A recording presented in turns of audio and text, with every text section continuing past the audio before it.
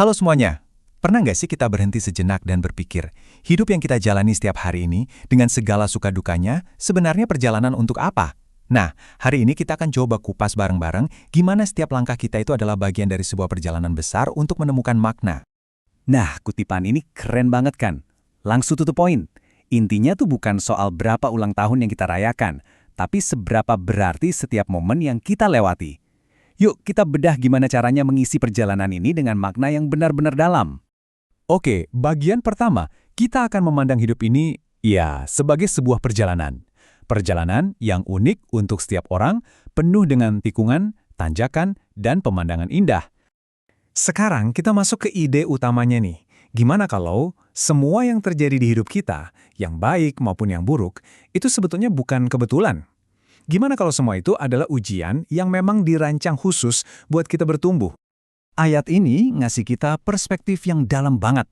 Ternyata tujuan kita ada di dunia ini, dari hidup sampai mati, adalah sebuah ujian. Tapi bukan ujian siapa yang paling kuat atau paling kaya, melainkan siapa yang paling baik amalnya. Fokusnya pada kualitas perbuatan kita. Oke, coba kita bedah lebih dalam ya. Ujian kualitas amal. Ini artinya setiap situasi itu ibarat arena. Mau jalan lagi mulus atau lagi terjal dan berbatu, itu semua adalah tempat kita beraksi. Pertanyaannya jadi bergeser. Bukan lagi, kenapa ini terjadi padaku? Tapi, bagaimana aku bisa merespons ini dengan cara terbaik? Nah, kalau hidup ini adalah ujian, berarti kita butuh semacam peta kan? Butuh panduan biar nggak tersesat. Disinilah kita akan lihat bagaimana iman bisa jadi kompas kita dalam perjalanan ini.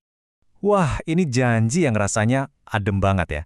Di dalam setiap kesulitan, ternyata udah sepaket sama kemudahannya.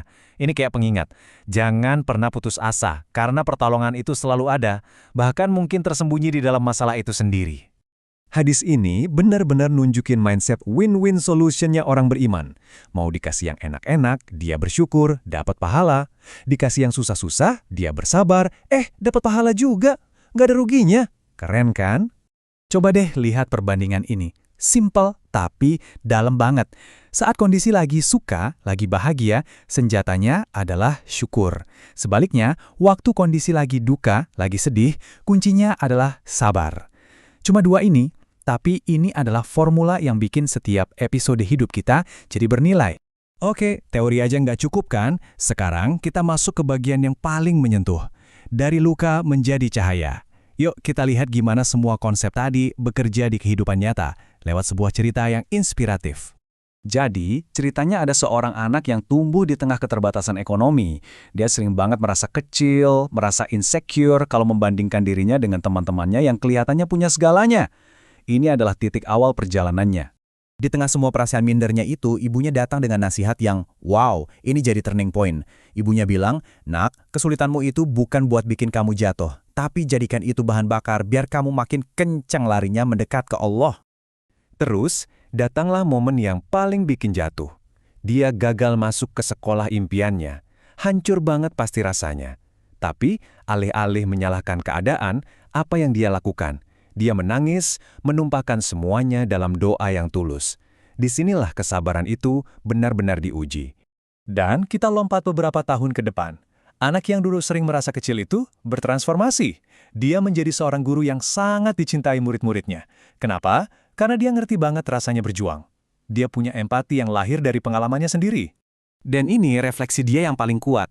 Dia sadar, coba aja dulu hidupku lurus-lurus aja, mungkin aku nggak akan pernah benar-benar paham apa itu sabar, apa itu syukur. Luka di masa lalunya ternyata menjadi sumber cahaya dan kebijaksanaannya hari ini. Nah, jadi kita bisa lihat ya, benang merahnya, setiap tantangan itu ternyata menghasilkan sesuatu yang berharga. Kesulitan ekonominya, itu yang ngebentuk empatinya.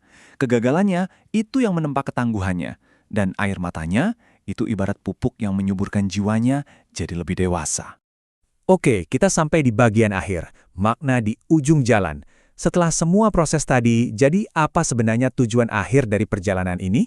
Dan kesimpulannya tuh ini, hidup yang bermakna itu bukan berarti hidup yang bebas masalah sama sekali, bukan. Tapi hidup di mana kita punya keterampilan untuk mengubah setiap masalah yang datang jadi sebuah pelajaran yang berharga. Jadi, gimana caranya? Ini ada 3 langkah praktis yang bisa kita coba. Pertama, ubah mindset. Setiap ada masalah, tanya apa pelajarannya. Kedua, pas lagi berat-beratnya, ingat, aku sedang dibentuk bukan dihancurkan. Dan ketiga, pas lagi ringan, jangan lengah. Justru ini waktunya untuk banyak-banyak bersyukur. Dan kita kembali lagi ke kalimat di awal tadi yang sekarang mungkin rasanya jadi lebih ngena di hati. Pada akhirnya yang dihitung itu bukan berapa lama kita ada di dunia ini, tapi seberapa dalam jejak makna yang kita ukir di sepanjang perjalanan kita. Sebagai penutup, pertanyaannya saya kembalikan ke kita semua. Setelah obrolan kita hari ini, seberapa dalam kita akan memaknai setiap peristiwa dalam hidup kita mulai dari detik ini? Coba direnungkan ya. Terima kasih banyak sudah menyimak.